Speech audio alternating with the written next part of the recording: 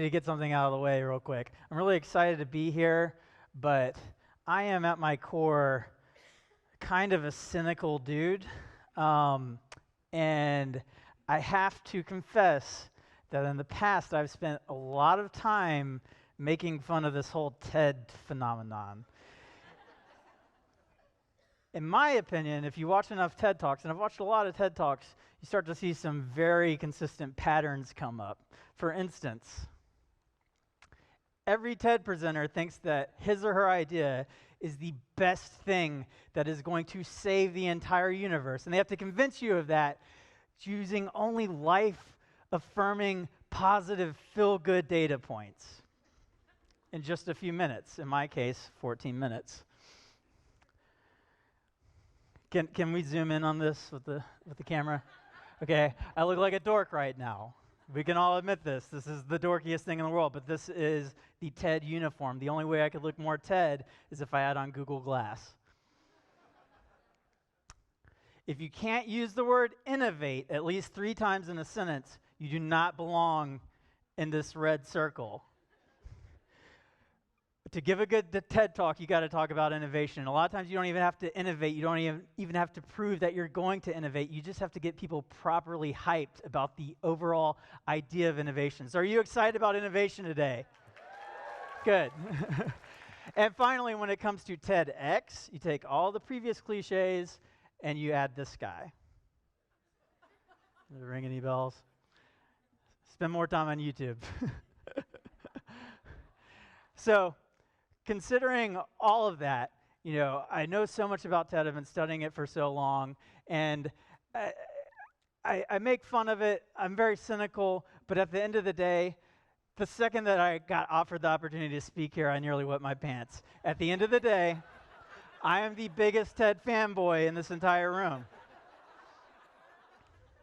So, considering that, I knew that I'm going to give a TED Talk. This is the opportunity of a lifetime, TEDx Talk.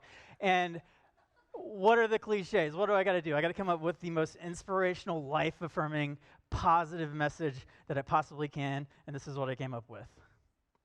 Creativity is not a gift. Why our world will be better off without artists. You ready to begin? All right, let's go. Hi, my name is Dustin Timbrook, and I'm here to convince you today that creativity is not a gift and that our world will be better off without artists. When it comes to the subject of creativity, I consider myself a qualified expert, and here's why. Past several years, I was the media director for the largest arts and entertainment independently owned venue in the country. And after that, right now, I just started this job 2 weeks ago. I became the creative director of Red Brick Strategies, which is Huntsville's most award-winning new creative agency. But before all of that, I was creative. Oh, it's about to change. Before all of that, I was a really creative kid. I was always into art. I was always into drawing. Here's some of my early childhood drawings. The older I got, the better I got at it. Picasso had a blue period. I had a Ninja Turtle period. Later on in elementary school, I got into drawing comic books, and I was really good at making these comic books to entertain my friends. It's how I kept myself from being beaten up by the other 6th graders in my class. I was the only one with these comic books because I was drawing them. If they beat me up, they couldn't have them. So after elementary school, I get into middle school. I don't really have any friends. I lock myself up in my house, and I get really into filmmaking and animation. And I make animated movies with themes that you'll see throughout the rest of my career. There's a lot of violence. I'm just going to, heads up, it's about to get a lot less cute. So I get into high school. I get even weirder than I was as a kid, even weirder than I was as a middle. This is my actual high school yearbook picture over on the left. I get really into making makeup and special effects and things like that. The best way to paint is in your underwear. Just a note to you parents out there. My art gets more and more disturbing, and fortunately I'm in a magnet school for gifted kids, so I'm able to get away with it. I'm never sent to the principal to be evaluated for unresolved phallic imagery issues. And then at some point in high school, I decide, okay, I've been doing this visual art thing. Now I want to make a racket. I want to annoy my parents. I want to be a musician. I want to be a rock star. So my buddies and I form a band. And here's the thing. None of us even know how to play instruments. So we start off with just getting a bunch of cool-looking recording equipment and connecting wires and seeing what it does. And eventually we learn to play music, and we become a pretty good band. We were around for 10 years. 10 years. We created a record label. We made weird videos. Being in a band was a huge opportunity. It was the first time I learned to be humiliated on a stage in front of hundreds of people. It was a great experience. I was in that band all through college, and when I got to college, I got more serious about my technique, and then I also learned, my teacher said, hey, it's not enough that you just make these weird images that make people smile or freak them out. You got to be able to talk about what you do, and you got to understand what it means. You got to be able to communicate more than just, whoa, isn't this cool? Now, all that time, I was told by the adults in my life that I was gifted, and I believed that. Who wouldn't want to believe that they were gifted? That somehow, someone out there in the universe chose you. Glad that went over well. Somehow, the universe chose you to have this special gift that others around you didn't. I believed it. I loved that, believing that thing about me. And I believed that into my adult life until I came to Huntsville. When I got to Huntsville, all that changed. So I'm going to tell you how that changed. I get to Huntsville. I come to Huntsville to be a teacher. I'm an art teacher. It lasts a year. I'm going to spare you the details. I'll just say that this is the greatest artwork that any of my students ever made. It's a portrait of their teacher. I quit that job very quickly, and I stayed in Huntsville because this place opened, Lowe Mill ARTS Entertainment. Let's hear a round of applause if you know about. Thank you. So, Lowe Mill ARTS Entertainment, for those who don't know, is this big old factory building that's been converted into all these artist studios. And it's an awesome place to be an artist. Thousands of people come there every week. It's great exposure for any creative person. It's a great way to build a career. And when I say it's big, I mean it is huge. This is an illustration that another artist and I, Logan Tanner, worked on to show how big it is. That's the first floor of Lowe Mill. That's the second and third floor of Lowe Mill. So far, I think we have 135 studios, over 200 artists working there. It's an incredible place to be. So I get my studio there, I start off in a little corner, I work my way up to a much bigger studio, and the whole time, I'm surrounded by other talented, creative, hardworking people. And a lot of nutcases. Lowe Mill also had it has a world-class production studio, so I got to work on my animation skills. I was able to build that into the career that I have now, doing videography and animation.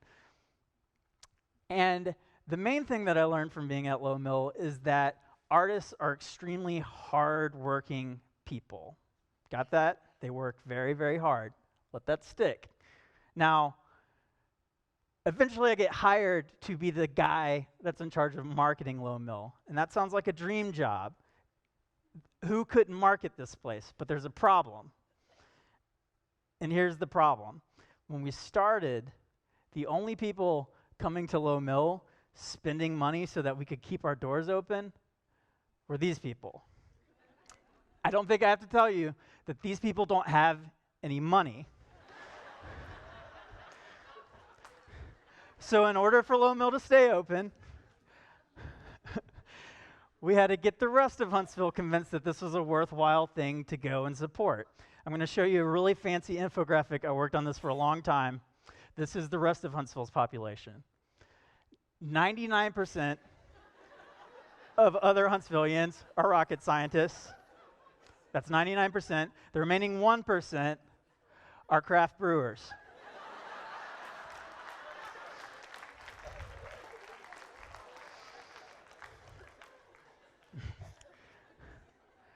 So you can understand the dilemma. Selling art, if you know any artist, selling art is already a really, really, really hard thing to do. So imagine living in a city where you're trying to sell art to people who make it possible for us to have bridges and transportation, or cure terrible diseases, or literally put man on the moon. Okay? It's a rough gig. And that dynamic, it makes artists start to undervalue what they do. And also just the idea that we have a gift. I thought this way for a long time. I was born with a gift, and that means that in my life, my job, other people have to go to a normal job, and I just get to do fun make-em-ups. So how could I conscionably ask anyone for compensation for my work? And I felt that way, and I believed that way for a long time, and a lot of artists do, and they need to stop thinking that. I stopped thinking that when I started working for this lady. This is Marcia Freeland. She's the director of Lowe Mill ARTS Entertainment. Is she out there? Give it up for Marcia. So Marcia is the reason that Lowe Mill is able to function. She's the reason that so many artists are able to make careers. But this is Marcia when people ask her artists to work for free. And that happens a lot. People ask artists to work for free all the time. They say, hey, I'm having this charity auction. Will you donate this or that? Or, hey, this is cool, but why should I have to pay $100? Can't I just give you $20 for it? People undervalue the work that artists do. And Marcia says, no, that is nonsense. Our jobs are jobs just like anyone else's. We work just as hard. We're just as educated. We pay just as much money to get that education. Artists are not nonprofits. We are literally not nonprofits. Does that make sense? Every artist is a business, and that business pays taxes. So I started to think about that, and I let it sink in, and after a while, I adopted that philosophy, and I really believe that. And the more I thought about that, the more I really started to realize that creativity is not a gift. Creativity is a skill. And when I say creativity is a skill, I don't mean drawing is a skill, or painting is a skill, or being able to play an instrument is a skill. Those are all skills, obviously. I mean, creativity itself is a muscle that you exercise, and the more you exercise it, the better it gets. A gift is something that only a chosen lucky few can have, and a skill is something that anyone can have. If you don't consider yourself naturally creative, that is okay. You can develop that skill. And here's why you should want that skill. Everybody at some point has been... Oh, hold on. I'm sorry. I hate to do this. I sense that someone out there is doubting my premise. Is it you?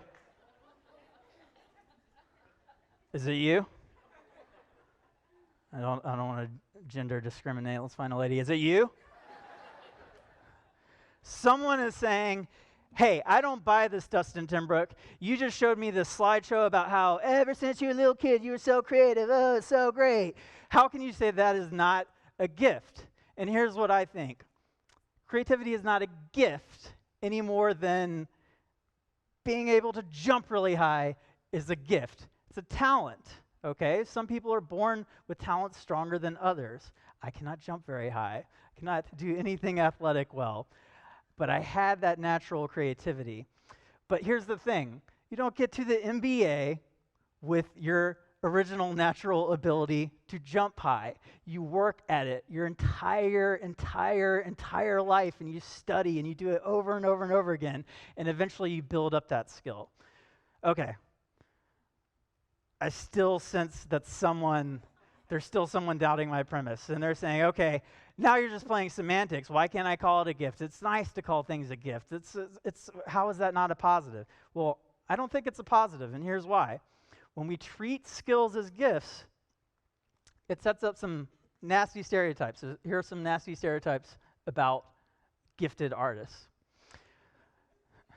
Gift stereotype number one is that you have to have some kind of chemical imbalance, or if you don't naturally have that chemical imbalance, you have to induce it with substances.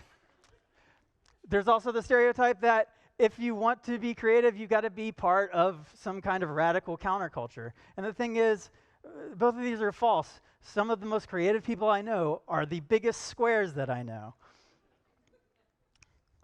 When we treat creativity as a gift, it also creates the opportunity for pretentiousness. And everybody in this room knows a pretentious artist. Like, that's just how it is. And the way it got there is these people were told their entire life, you have a gift. So when they meet other people that don't have that gift, they think it's beneath them to explain their work and share their work. And I think that's nonsense. I think art should be shared with everyone. Okay, this guy right here is the one that makes me the saddest. So there's this idea that creativity, great creativity, comes at the expense of your mental health, your sanity. We all know, a really great musician, or we know stories about great painters who it came at the expense of their mental health. And I don't think that's true. I think all kinds of people can have mental illness, and I think we don't need to fetishize mental illness. And then last, we have the mystic. We think that creative people have this gift where they're tapped into a different part of the universe that no one else can perceive.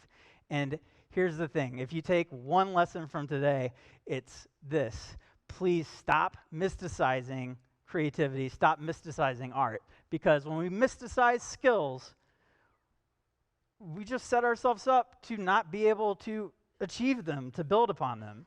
And like I said, I think everyone can build the skill of creativity. So I'm going to take you back to that blank canvas. Now, everyone in this room has been confronted with a blank canvas or a blank page, a situation where there were no defined rules. And the difference between the creative person and the person that's not trained in the skill of creativity is the creative person can look at that and they can visualize and they can create something that no other person could create the same thing. And I think that's not just a fun hobby. I think that's something that we need. I especially think people in the future are going to need it. Kids that are growing up right now are really going to need it. You guys, you're a TED audience. I don't think I need to explain to you that technology is outpacing human ability very, very quickly. All the awesome things we see presented at TED conferences are things that are going to wipe out jobs. If you have a job and its only requirement is following linear directions, a machine can do that better, a machine can do that faster. It's inevitable. So I'm going to give you some homework. I wrote an essay, a very boring essay. That's the reason I got this talk. And I decided to make the talk fun, but I want you to still go and read my boring essay. Google it. It's called Want Your Children to Survive the Future? Send Them to Art School. Okay, so before I leave you, I want to make a confession. I kind of cheated with the title of my talk. I hid a very, very, very small asterisk in there. So here's the deal with the asterisk. I really don't think that creativity is a gift that is bestowed upon anyone by the universe. But I do think it's a gift in another way. Creativity is a gift that can be given from one person to another person. A great parent, a great teacher. And do we agree with this? Okay, good. Now, if you agree, you might be saying, okay, yeah, I really think that my kids need to grow up with a skill so that they can do well in the future.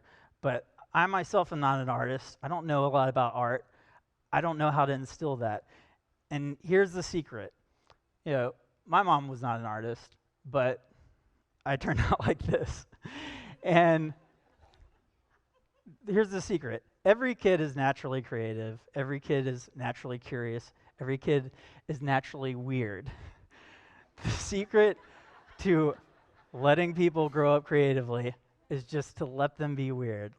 Let kids, the things that they're into, even if you don't understand why they're into it and you can't see how that could possibly result in a positive outcome, it can. They perceive the world in a different way than you, and you just got to let them work that out. So, finally, before we go, I have this quote from this man sitting in the front right here. This is Jim Hudson, the guy that founded Lowe Mill ARTS Entertainment. Let's give him a hand.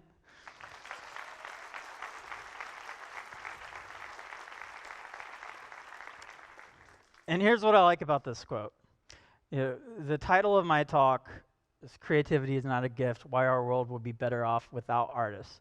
And by no means do I ever want to live in a world without art.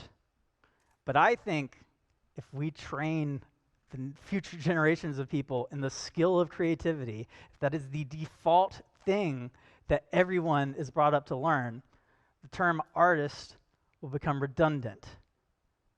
How does that sound to you guys? Good. I'll see you later.